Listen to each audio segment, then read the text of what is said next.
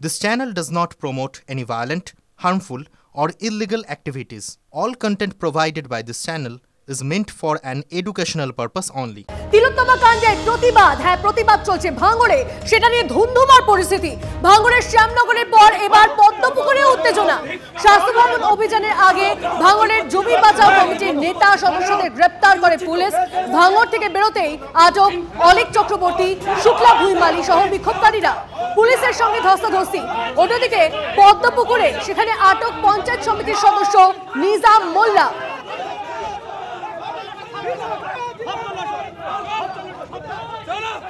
সত্যজিৎ আমাদের প্রতিনিধি আমাদের সঙ্গে রয়েছে, সত্যজিতের সঙ্গে কথা বলি। এবং সত্যজিৎ, এই মুহূর্তে তাহলে কি পরিস্থিতি আমরা দেখতে পাচ্ছি? তিলোত্তমা কাণ্ডের প্রতিবাদ আর তাতে ধুন্ধুমার পরিস্থিতি হয়, এখন কি অবস্থা? দেখো, এই মুহূর্তের যা পরিস্থিতি, যে শ্যামনগর থেকে আর পাওয়ার গেট পর্যন্ত কার্যত পুরো এলাকাটায় নিজেদের দখলে নিয়েছে কলকাতা পুলিশ। এবং কলকাতা পুলিশের একাধিক থানার পদমর্যাদার অফিসাররা যেমন আছেন, তেমনি ভাঙড় ডিভিশনের ডিসি সৈকত ঘোষ তিনি উপস্থিত আছেন। এবং জানিয়ে রাখবো যে জমি জৈবিকা বাস্তুতন্ত্র এবং পরিবেশ রক্ষা কমিটির যে সম্পাদক মির্জা হাসান, মোশারেফ হোসেন থেকে শুরু করে পঞ্চায়েত সমিতির সদস্য নিজাম মোল্লা সহ একাধিক জনকে কিন্তু আটক করা হয়েছে। তুমি জানো যে তিলোত্তমার তদন্তে আরজিকর কর্তৃপক্ষ স্বাস্থ্য দপ্তরের অপরাধমূলক অবহেলার বিরুদ্ধে সব চাইতে বিভিন্ন সংগ্রামী সংগঠন ও ব্যক্তিবর্গের সমন্বয়ে আজকে তাদের স্বাস্থ্য ভবন অভিযান ছিল। এবং সেই মর্মে আজকের পাওয়ার গ্রিড এলাকা হিসাবে পরিচিত ভাঙড়ের এই পোলেরহাট 1 নম্বর গ্রাম পঞ্চায়েতের জমি জীবিকা বাস্তুতন্ত্র আমাদের একটু সঙ্গে থাকো, আপনাদেরকে ছবিটা দেখাই ভালো করে। স্বাস্থ্য ভবন অভিযানের আগে ভাঙড়ের জমি বাঁচাও কমিটির নেতা সদস্যদের গ্রেপ্তার করে পুলিশ। দেখে কিভাবে ধুন্ধুমার পরিস্থিতি হয়ে ওঠে সেই মুহূর্তে।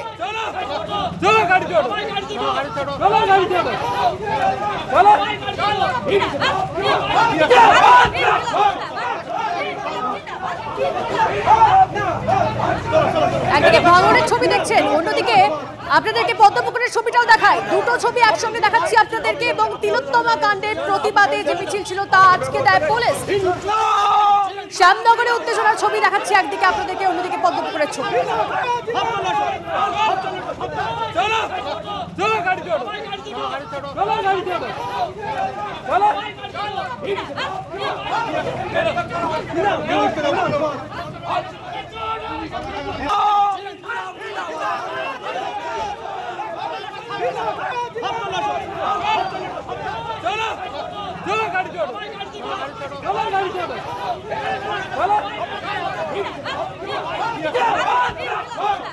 স্বাস্থ্য ভবনের উদ্দেশ্যে যাচ্ছিলাম, অন্যায়ভাবে দর জবরদস্তি করে পুলিশ আমাদেরকে গ্রেফতার করে নিয়ে যাচ্ছে। আমরা সর্বত্র এর প্রতিবাদ হবে, এর লড়াই জারি হবে। 7-8 জন এখানে আছে, অন্যান্য জায়গা থেকেও আমাদেরকে গ্রেফতার করা হচ্ছে। আমরা এই লড়াই থেকে পিছিয়ে আসবো না।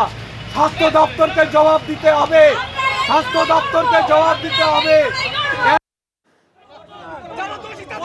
সত্যজিৎ আমাদের প্রতিনিধি আমাদের সঙ্গে রয়েছে, সত্যজিতের সঙ্গে আরো একবার কথা বলি। সত্যজিৎ, আজকের মতো তো মনে হচ্ছে দেখেছি স্বাস্থ্য ভবন অভিযান থমকে গেল, তাহলে লড়াই কি আগামী দিনে আরো জোরদার হতে চলেছে? কি বলছেন, কি বার্তা দিচ্ছেন তারা? দেখো, জমি কমিটির যুগ্ম সম্পাদক মির্জা হাসান তিনি যেমনটা জানাচ্ছেন যে তাদেরকে আটক করে তাদের এই বিক্ষোভ কর্মসূচি কোনো রকম ভাবে অবনমন করা যাবে না। তাদেরকে আটক করা হয়েছে, কিন্তু পরবর্তীতে তাদের এই বিক্ষোভ কর্মসূচি আরো বৃহত্তর হবে বলেই কিন্তু তিনি জানিয়েছেন। পাশাপাশি শুধুমাত্র একা মির্জা হাসান নয়, তার যে সঙ্গী অর্থাৎ মোশারেফ, নিজাম সহ অন্যান্যরা যাদেরকে আটক করা হয়েছে তারাও কিন্তু একই সুরে সুর চড়িয়েছেন। এবং তাদের কথা যে তাদের এই বিক্ষোভ তাদেরকে আটক করে প্রশমিত করা যাবে না, তাদের এই বিক্ষোভ এবং আরো বৃহত্তর হবে বলেই কিন্তু তারা জানাচ্ছে। এই মুহূর্তে গোটা এলাকা কিন্তু পুলিশে দখল নিয়েছে এবং ব্যাপক উত্তেজনার ছবি আমরা যেটা দেখাচ্ছিলাম। পাশাপাশি এই মুহূর্তে যথেষ্ট থমথমে এবং পুলিশ গোটা এলাকাটা কলকাতা পুলিশ কিন্তু দখল নিয়েছে। বেশ, নজর রাখো সত্যজিৎ, অনেক ধন্যবাদ।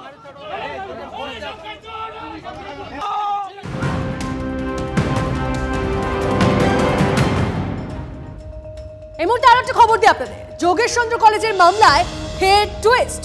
খবরের জেরে শোরগোলের পরই পুনর্বহাল শীর্ষণ্য। রাজ্যের হয়ে সওয়াল করবেন শীর্ষণ্য বন্দ্যোপাধ্যায়, জানানো হলো কলেজ কর্তৃপক্ষকে। আর এই নিয়ে আরো ডিটেলসে জানবো আমরা। আমাদের প্রতিনিধি শ্রাবন্তী আমাদের সঙ্গে রয়েছেন। শ্রাবন্তী, দেখো, মৌখিকভাবে নির্দেশ দেওয়া হয়েছিল শীর্ষণ্য বন্দ্যোপাধ্যায়, যিনি বর্তমানে স্ট্যান্ডিং কাউন্সিল, যে তিনি যেন আজকের যে যোগেশচন্দ্রের মামলা রয়েছে বেলা 2টোর সময় সেটাতে না অ্যাপিয়ার করেন। এবং তার পরবর্তী সময় তার জায়গায় কে অ্যাপিয়ার করবেন তার নামও নির্দিষ্ট হয়ে যায়। পরবর্তী সময় বেলা 12টার পরে দেখা যায় যে কলেজ কর্তৃপক্ষকে একটি মেল করা হয়েছে জেএনএল-এর শীর্ষর্ণ বন্দ্যোপাধ্যায়কেই রাখা হয়েছে এই মামলায় কাউন্সিল হিসেবে। যদিও এখনো পর্যন্ত রাজ্য সরকার যোগেশচন্দ্র কলেজের যে প্রথম দিন যেরকম ছিল যে সাব্বিরের বিপক্ষে ছিল, আজকে সেই স্ট্যান্ডকে অনেকটাই বদল এসেছে। বেলা দুটোই মামলা ফিক্স রয়েছে, এখন দেখার শীর্ষর্ণ বন্দ্যোপাধ্যায় আজকে সাব্বিরের বিরোধিতা করেন কিনা। বেশ, নজর থাকবে। ধন্যবাদ শ্রাবন্তী। যোগেশচন্দ্র কলেজে সরস্বতী পুজো বিতর্কে আড়াআড়ি ভাগ তৃণমূল। মালা নয়, ফিরহাদকে চাই বলছেন ল কলেজের পড়ুয়ারা। যোগেশচন্দ্র কলেজে ফিরহাদকে পরিচালন সমিতিতে চান পড়ুয়ারা। একজন মেয়ের বাবাই পড়ুয়াদের যন্ত্রণা বুঝবেন বলছেন তারা। মালা রায়ের জায়গায় ফিরহাদকে পরিচালন সমিতিতে চাইছেন পড়ুয়ারা। বদল চেয়ে মুখ্যমন্ত্রীকে চিঠি দিচ্ছেন পড়ুয়াদের একাংশ। কলেজের গেটে মমতার ছবি লাগানো পোস্টার পড়ুয়াদের। সাব্বিরের বিরুদ্ধে কথা বলেছিলেন ফিরহাদ হাকিম। আমরা মাননীয় মুখ্যমন্ত্রী মমতা বন্দ্যোপাধ্যায়কে একটা চিঠিও করছি যে যাতে আমরা ফিরহাদ হাকিমকে প্রেসিডেন্ট হিসেবে চাই আমাদের ল কলেজের গভর্নিং বডি। কারণ কি বলুন তো, এই মুহূর্তে দাঁড়িয়ে কলেজের যা পরিস্থিতি, একজন মেয়ের বাবাই বুঝতে পারবেন যে কি হতে পারে কি না হতে পারে। আমরা তো আশাবাদী, আমরা সরকারের ওপর আশা ভরসা আমাদের রেখেছি। কারণ আমরা জানি যে আমাদের সরকারকে আমরা যেটা জানিয়েছি শিক্ষামন্ত্রীর মারফত, তো তিনি সরকারের কর্তৃপক্ষকে জানাবে, আমাদের মাননীয় মুখ্যমন্ত্রীকে জানাবেন। তো আমরা খুবই আশাবাদী, দেখা যাক এবার কতটা ব্যবস্থা সুরাহা হয়। মুখ্যমন্ত্রী আমাদের একমাত্র আশা, এবং এটা কোনো ধর্মের বিরুদ্ধে না, কোনো পার্টির বিরুদ্ধে না। এটা লেখা আছে বড় বড় করে মমতা বন্দ্যোপাধ্যায়ের কলেজের ছাত্রছাত্রী বনাম দুষ্কৃতী, যারা কলেজে এসে তোলাবাজি করছে, যারা কলেজে এসে আমাদের কলেজ লাইফটা হ্যাম্পার করছে, তাদের বিরুদ্ধে শাস্তির জন্য। কিন্তু বিষয়টা হলো, তাহলে মালা রায় আপত্তি কেন পড়ুয়াদের? সাব্বিরের পাশে দাঁড়ানোর জন্যই কি মালা রায় আপত্তি? প্রশ্ন উঠছে। ঠিক করছে আমার জানার দরকার নেই, এবং এই ধরনের সিচুয়েশন যাতে না ঘটে তাই ওরা কোনো সংঘাতে যায়নি। একটা গ্রুপ, দিবা গ্রুপ, তারা কোনো সংঘাতে যেতে চায়নি। তারা চেয়েছে যে যাতে এই ধরনের কোনো মন্তব্য আগামী দিন কোর্টে প্রডিউস হোক, এবং এই যে মিথ্যা একটা অভিযোগ এটা যাতে না হয়, সেই জন্যই তারা আলাদা জায়গায় পুজো করতে বাধ্য হয়েছে। কিন্তু এখানে কিছু কিছু রাজনৈতিক মনোভাবাপন্ন, অন্য দলের রাজনৈতিক মনোভাবাপন্ন, তারা চাইছেন কলেজটা ঘিরে একটা রাজনীতি হোক, কিন্তু আমরা কখনোই চাইবো না স্টুডেন্টরা কোনো রাজনীতির মধ্যে তারা শিকার হন। ওটা আননেসেসারি একটা পাকা ছেলে এটা করেছে, কিচ্ছু পুলিশ টুলিশ লাগে না, ছেলেমেয়েরা যাচ্ছে পুজো।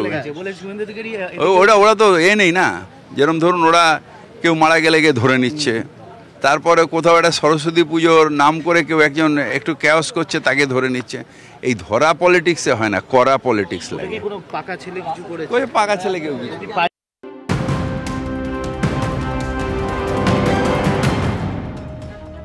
এদিকে যে পুজোকে নিয়ে এত বিতর্ক, মানে সরস্বতী পুজো, সেই দিন যোগেশচন্দ্র চৌধুরী কলেজে গিয়ে মালা রায় কি বলেছিলেন এবং তা নিয়েই তো বিতর্ক হলো। দেখো, স্কুলে সরস্বতী পুজো হয়নি। আরো একটা খবর দেখাই আপনাদের, তাই বিদ্যালয়ের দরজায় তালা ঝুলিয়ে বিক্ষোভ স্থানীয়দের। বাঁকুড়ার সোনামুখী ব্লকের বাসুদেবপুর প্রাথমিক বিদ্যালয়ের ঘটনা। স্থানীয় সূত্রে খবর, স্কুলে কম বেশি 100 জন পড়ুয়া পড়াশোনা করে। অন্যান্য বছর পুজো হলেও এবার পুজো করেননি শিক্ষকরা। হিরক আমাদের প্রতিনিধি আমাদের সঙ্গে রয়েছেন। হিরক, ঠিক বিতর্কটা কোন জায়গায়, কেন এই পরিস্থিতি হলো? দেখো, বাঁকুড়া বাসুদেবপুর প্রাথমিক বিদ্যালয়ে অন্যান্য স্কুলের মতোই এখানেও সরস্বতী পুজো হয়ে আসছিল। গত বছরও সেখানে সরস্বতী পুজো হয়েছিল, কিন্তু এবছর সরস্বতী পুজোর দিনে পড়ুয়ারা স্কুলে উপস্থিত হলেও সেখানে সরস্বতী পুজোর যেহেতু আয়োজন করা হয়নি, স্বাভাবিকভাবে পড়ুয়ারা পুষ্পাঞ্জলি দিতে পারেনি, অন্তত তেমনটাই অভিযোগ অভিভাবকদের। এবং এই ঘটনাকে কেন্দ্র করেই চাঞ্চল্য ছড়িয়ে পড়ে। সেদিন থেকে তারা ক্ষোভ দেখাচ্ছিলেন, এবং আজকে যখন বাসুদেবপুর প্রাথমিক বিদ্যালয় খোলা হয়, যখন শিক্ষকরা স্কুলে জানে, সেই সময় কিন্তু অভিভাবক এবং স্থানীয় বাসিন্দারা তারা কার্যত বিক্ষোভে ফেটে পড়েন। তারা স্কুলের দরজায় তালা লাগিয়ে বিক্ষোভ দেখাতে থাকেন। তাদের যেটা দাবি, যে বিদ্যালয় যেহেতু একটা বিদ্যাঙ্গন, সেখানে সরস্বতী পুজো হওয়ার যে রীতি, সেই রীতি কেন এভাবে অব্যাহত রাখা হলো না, কেনই বা সরস্বতী পুজোর মতো একটা অনুষ্ঠান থেকে, একটা পুজো থেকে বঞ্চিত হতে হলো শিশুদের, পুষ্পাঞ্জলি কেন তারা দিতে পারলো না, এ বিষয়ে প্রধান শিক্ষকের জবাবদিহি তারা দাবি করেন। প্রধান শিক্ষক গোটা বিষয়টি নিয়ে একেবারে নিশ্চুপ অবস্থান নিয়েছেন, যদিও অন্যান্য শিক্ষকরা গোটা বিষয়টির জন্য প্রধান শিক্ষকের ঘাড়েই দায় ঠেলেছেন। বেশ, নজর রাখো হিরক, ধন্যবাদ। আর তালা লাগানোর যে ছবি, সেই মুহূর্তে ছবিটা আমরা আপনাদেরকে দেখাচ্ছি। দেখুন, তালা লাগিয়ে দেওয়া হয় গেটে, স্কুলের গেটে। ছেলে গেলে জায়গা এটা আমাকে দেখতে হবে। এটা থাক, বন্ধ থাকুক। বলতে উনি আমাদের স্কুলে সরস্বতী পুজো বন্ধ করেছেন। কারণ ওনাকে যখন আমরা ফোন করলাম উনি আমাকে বললেন যে পার্সোনাল কারণ। তো ওনার পার্সোনাল কারণের জন্য সরস্বতী পুজো কেন বন্ধ হবে? ওনার যখন পার্সোনাল কারণ আছে, উনি আমাদের যে কমিটি আছে ডিসি কমিটি, সেই ডিসি কমিটিকেও ইনফরমেশন দেয়নি, বিসি কমিটিকে। তো সেক্ষেত্রে আমরা কেউ জানি না, আমাদের কারো নলেজের মধ্যে নেই। এমনকি আমরা যারা গ্রামের যে আমাদের স্টুডেন্টের যে অভিভাবকরা আছে তাদেরকে এখনো পর্যন্ত কোনো কিছু নলেজ দেওয়া হয়নি। আপনাকে তালা বন্ধ করে বিক্ষোভ দেখাচ্ছে, আমি কোনো উত্তর দিচ্ছি না। কেন? আপনার বিরুদ্ধে অভিযোগ আপনি বিদ্যালয়ে সরস্বতী পুজো করেননি, গ্রামবাসীরা অভিযোগ করছে। কি বলবেন আপনি? আমি কিছু বলছি না। কেন সরস্বতী পুজো করেননি এরকম অভিযোগ জানাচ্ছে, কেন করেননি? আমি কোনো উত্তর দিচ্ছি না। কি সমস্যা ছিল সরস্বতী পুজো করার? স্কুলে কি সরস্বতী পুজো করতে নেই এরকম কি কোনো আপনাদের রেজুলেশন আছে? আমি কোনো উত্তরই দিচ্ছি না। এবার বর্ধমান মেডিকেল কলেজের দিকে নজর রাখতেই হচ্ছে, কারণ সেখানে তুমুল উত্তেজনা, দুপক্ষের স্লোগান পাল্টা স্লোগানে উত্তপ্ত পরিস্থিতি। সাসপেন্ড পড়ুয়াদের ফেরানো নিয়ে কাউন্সিলে বৈঠক ছিল। বৈঠকের আগে দুপক্ষের বাদানুবাদে পরিস্থিতি উত্তপ্ত হয়ে ওঠে। দেখুন কি পরিস্থিতি।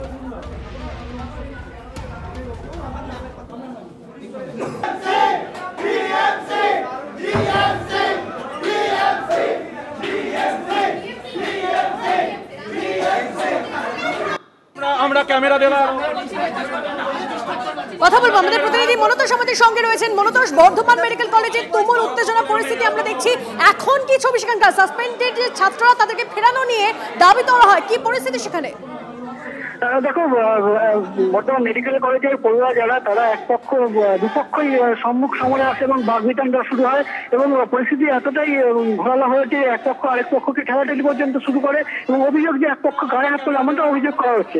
এবং যেটা অভিযোগ করা হচ্ছে যে আরজিও কারণে যখন বর্ধমান মেডিকেল কলেজে যখন আন্দোলন শুরু হয়েছিল সেই সময় যারা আন্দোলন করেছিলেন তারা যেটা অভিযোগ করছেন যে বর্ধমান মেডিকেল কলেজের যে 7 জন পড়ুয়া তারা 9 জন পড়ুয়া যারা তারা সাসপেন্ড হয়ে গেছে তাদেরকে ফেরাতে হবে এমনটাই দাবি নিয়ে এক পক্ষ তারা বর্ধমান মেডিকেল কলেজের প্রিন্সিপালের কাছে ডেপুটেশন দেন এবং তারা যখন দ্বিতীয় পক্ষ যখন আবার তাদেরকে ফেরানো যাবে না এই দাবিতে তারা যখন ডেপুটেশন দিতে আসে তখন কিন্তু দুপক্ষের মধ্যে এই বাদানুবাদ পরিস্থিতি তৈরি হয় এবং স্লোগান পাল্টা স্লোগান চলতে থাকে এবং ঘটনাস্থলে বর্ধমান যে পুলিশ রয়েছে, বর্ধমান থানা পুলিশ রয়েছে এখানে উপস্থিত এবং এই মুহূর্তে বর্ধমান মেডিকেল কলেজে কাউন্সিল রয়েছে, সেই কাউন্সিল বৈঠক করছে গোটা বিষয়টি নিয়ে। বেশ, নজর রাখো, ধন্যবাদ। 21 জনের ডিবার্ট যারা ছিল তাদেরকে ফিরিয়ে আনতে হবে এবং তাদেরকে বাইরে রাখা যাবে না, এটাই হচ্ছে ওদের দাবি। সেই অভিজ্ঞতাকে ফিরিয়ে আনার জন্য মানে ওরা তো দেখুন স্পষ্ট করে দাবি জানালে তো একটা এরকম ব্যাপার হয়, ওরা বলছে যারা নির্দোষ তাদেরকে ফিরিয়ে আনতে হবে। এবার প্রশ্ন ওঠে কারা নির্দোষ, ঠিক কোন বেসিসে নির্দোষ এটাও জানতে হবে। আর আমরা তো ডিবার্ট করিনি, কোর্ট থেকে অর্ডারে ওরা ডিবার্ট রয়েছে এখন, মানে যারা ওই মানে অনগোয়িং স্টুডেন্ট কিন্তু তারা হস্টেলে নেই, কিন্তু তারা ক্লাসে আসছে, তারা এক্সাম দিচ্ছে, তাদেরকে কোনো রকমভাবে আমরা কোনো হিউমিলিয়েশন কিচ্ছু করিনি কলেজে। এদিকে আরজিকর মেডিকেলের দুর্নীতি মামলায় সন্দীপ ঘোষদের বিরুদ্ধে চার্জ গঠন পিছল।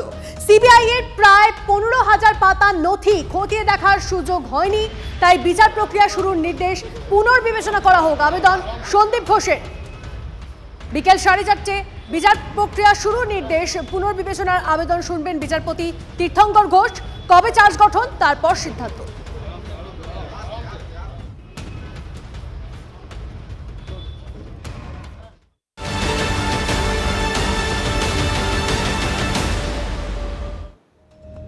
দিল্লিতে ভোটের দিন প্রয়াগরাজে প্রধানমন্ত্রী নরেন্দ্র মোদী। যোগীকে নিয়ে নৌকায় ত্রিবেণী সঙ্গমে যান প্রধানমন্ত্রী। সঙ্গমে পুণ্যস্নান মোদীর।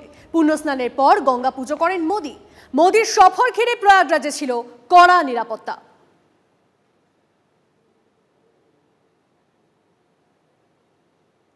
যে ছবি দেখাচ্ছি আপনাদের, ত্রিবেণী সঙ্গমে ডুব প্রধানমন্ত্রী নরেন্দ্র মোদীর। পুণ্যস্নান নরেন্দ্র মোদীর। দিল্লিতে ভোটের দিনই মহাকুম্ভে প্রধানমন্ত্রী। নিরাপত্তার ব্যবস্থা ছিল আঁটোসাঁটো। ছবি দেখাচ্ছি আপনাদের। যে ছবি দেখছেন এই মুহূর্তে, মহাকুম্ভে পুণ্যস্নান নরেন্দ্র মোদীর। এবং আপনাদেরকে জানিয়ে রাখি, ত্রিবেণী সঙ্গমে ডুব দিয়ে মহাকুম্ভে পুণ্যস্নান করলেন, নিজেই পোস্ট করলেন স্নানের ছবি। প্রয়াগরাজের মহাকুম্ভে স্নান করে আশীর্বাদ ধন্য হলাম, মা গঙ্গা সকলকে সুখ শান্তি সুস্বাস্থ্য দিক। সোশ্যাল মিডিয়ায় পোস্ট প্রধানমন্ত্রীর। সোশ্যাল মিডিয়ায় পোস্ট করলেন প্রধানমন্ত্রী নরেন্দ্র মোদী। পুণ্য স্নানের পর তিনি লিখলেন, প্রয়াগরাজের মহাকুম্ভে স্নান করে আশীর্বাদ ধন্য হলাম, মা গঙ্গা সকলকে সুখ শান্তি সুস্বাস্থ্য দিক। সোশ্যাল মিডিয়ায় পোস্ট প্রধানমন্ত্রীর।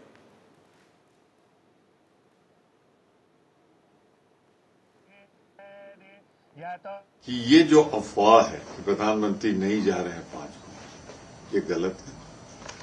जिस दिन दिल्ली चुनाव होगा, प्रधानमंत्री जी संगम में डुबकी लगाते मिलेंगे प्रातःकाल, जिससे दिन भर वो न्यूज बनी रहे। ये मैं इस आधार पे कह रहा था कि जब लोकसभा का चुनाव चल रहा था तो जाके कंदरा में बैठ गए थे, हिमालय की गुफा में बैठ गए थे। कहीं चुनाव होता है तो जाके बगल में उद्घाटन करने लगते हैं। तो ये प्रधानमंत्री पद की गरिमा गिरा के ये कई बार कर चुके हैं, तो मुझे मालूम था इसका इस्तेमाल। बड़ी अच्छी बात है, डुबकी लगानी चाहिए, इसमें बुरी बात क्या है, लेकिन कई और चीजों में भी डुबकी लगानी चाहिए।